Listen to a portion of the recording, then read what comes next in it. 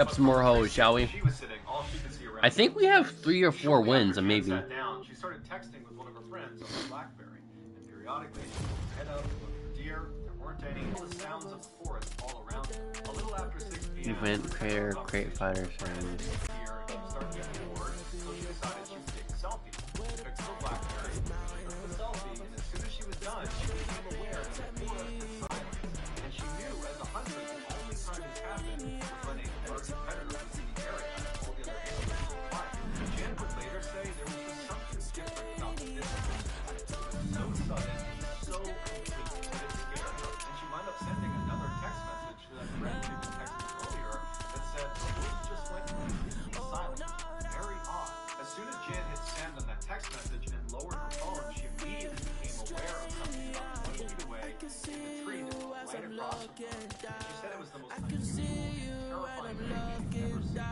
Moving left to right through the branches was this thing that she described as visual distortion. She said it was like looking across the pavement on a really hot day and seeing that mirage, except this one looked like it was alive, like it had mass, like it was a dangerous person just wrapped in this ceramic. So Jan thinks it's a floater in her eyes, and she rubs her eyes.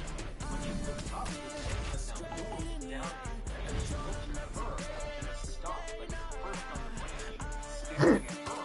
And Jan's horrified. She knows she wants to document it, so she grabs her phone, and she raises it up, takes a picture on her BlackBerry, right as this thing kind of disappears behind the tree and vanishes. Just seconds after this thing disappeared, all the sounds in the forest came back. The birds, the squirrels, the crickets, it was all back to normal, but Jan was really shaken up because she just could not make sense of what she just saw. So she just continued to stare in the general direction of where this thing was for several minutes, until finally she felt like it was safe again, at which point she brought her phone up to look at the picture she had taken. When she looked at it, it looked like a blurry mess, and so she thought, oh, I blew it, I put my hand over it, or my hair got in the way of it, or something, but at the same time she's thinking, let's go. but my hair didn't get in the way of it, and I very clearly held it out in front of me and so messed up. But after looking at the picture for a little while, she started to laugh at herself, you know, the idea that she'd just seen a saran wrap person running through the treetops. All right, without further delay, let's get you tonight's tale of the tape. Let's go, bitch. Here is Bruce Buffer. How do I change my name? Like, I don't want my name to be Jay Smith. I want a different name. I want it to be like Millions or something. Introducing first, fighting out of the blue corner, Fucking like Stacy or some shit.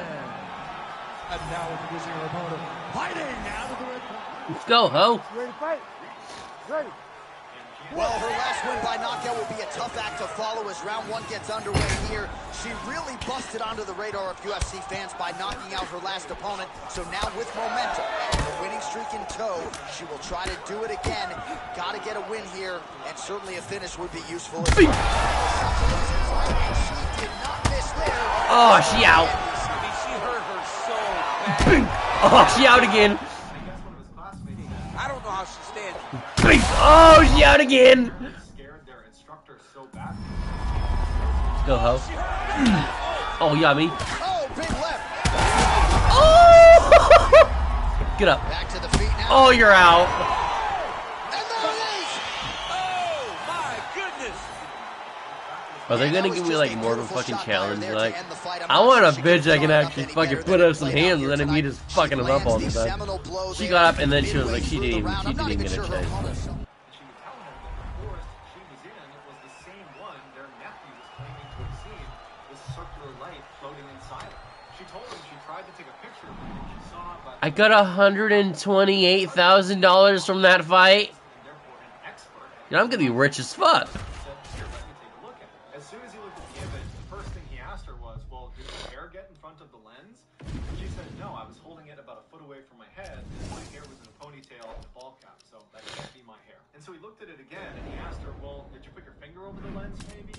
And she said, yeah, I might have. I don't think I did, but it's certainly possible. And so not really thinking much of this picture, he decides before giving the phone back to just check the resolution of the image. Because whenever he would examine a picture... Whatever, lucky KO.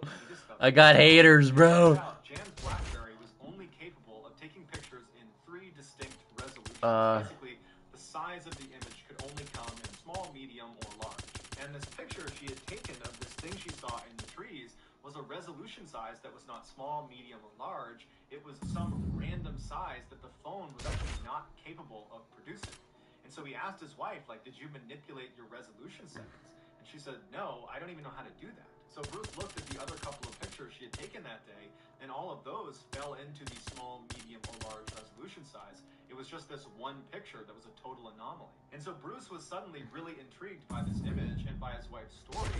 And so he continued to study the image, and he kept asking his wife questions about, you know, how she was positioned in the tree stand and where the sun I can't was, do another how one, weighted so it I don't was, know. everything about the whole layout. And eventually Bruce started conducting experiments to see if he could duplicate this image his wife had created. And he got pretty scientific about it, but he could not duplicate it. Ultimately, because Bruce trusts his wife did not... I'm gonna upgrade my character a little bit.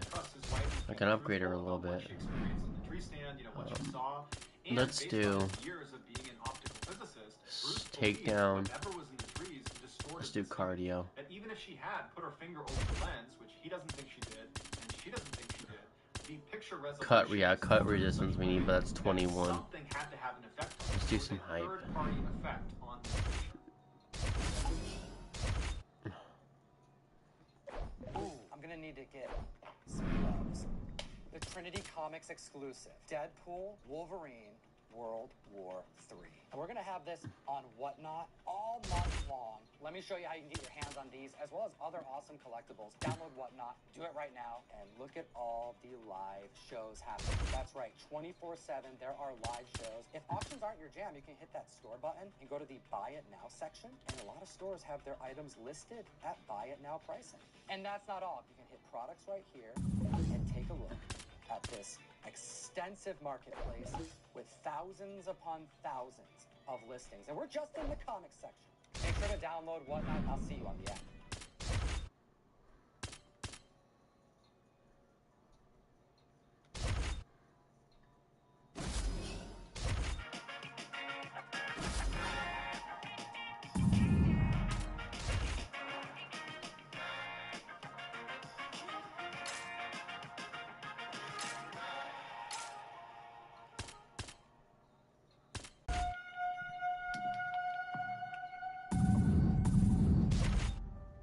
Somewhere out in the Sierra Nevada mountain range lies a small hunting camp that's been there since the 1950s. Despite its fame, only a handful of people know exactly where this camp is.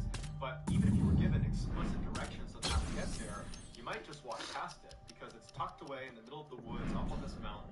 It's just a small fire pit, a couple of logs around it, another log set up for cutting wood, and just some paths that are beaten down over the rocky pits, but it's pretty much unremarkable. And here is tonight's tale of the tape. And it's approximately 8 miles, and it's through very rugged terrain on this mountain. Here is Bruce Buffer.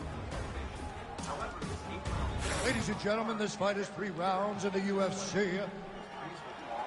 Ready to fight? Ready. Well, she won her last fight by knockout. Now as round 1 gets underway, we'll see if she can keep that momentum going. She certainly made headlines last time out. Now she'll try to keep it going against someone who has been entrenched in the rankings for some time. All right, early round 1, she's got a huge reach advantage and a beautiful jab to back it up. Oh, a fantastic jab, great kicks, just a knowledge of range and distance. She was born with the lid, but she has learned the skill to match her physical abilities. Oh! Can't take pictures now. She has to react. She has to go chase the finish. Oh, my goodness. And mixes in a takedown. Why not? She's getting up. Yep. Ooh! Huge knee to the body. That'll soften her up. Oh! Above the eye.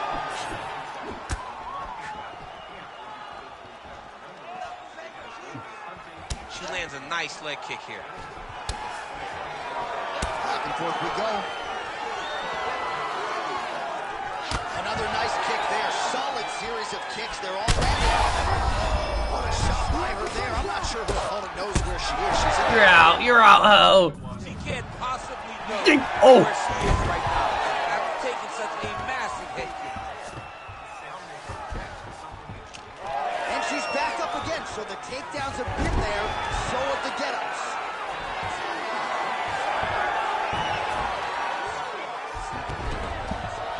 Nicely done. gestures up now and lands a devastating strike to the head. She's got her back now, DC, and I don't mean she's like there to support her, right? She is literally on her back and in control of this fight. She's in control of this fight. Look for her to start trying to slide that arm under the neck to finish the fight with a choke. The jab is on point right now. That right eye's looking pretty swollen. Oh! Back to the feet.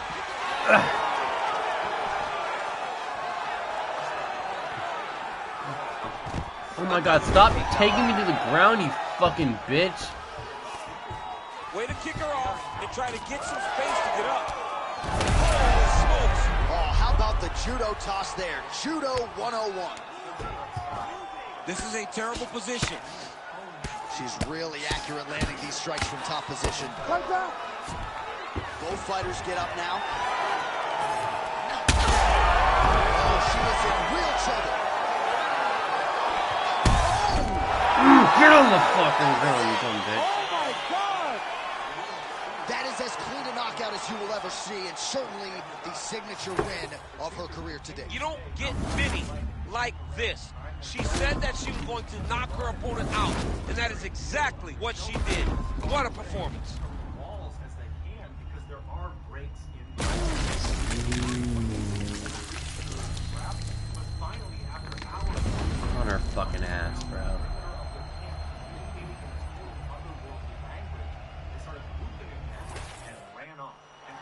All right, the official decision is in. Here is Bruce Buffer. Ladies and gentlemen, referee Herb Dean has called a stop to this contest at 4 minutes, 34 seconds of the very first round. Declaring the winner by knockout assassin. Well, there she is. This arena belongs to her here tonight. Hard-pressed to find a knockout in the women's game as stunning as that. I mean, she has so I wish much we could do like confidence underground in her fights and hand like that street she's willing fights to and stand crap. in front of her opponent and take one to give one. And when she gave one, it shut the opponent's lights out. Great job finding that kill shot.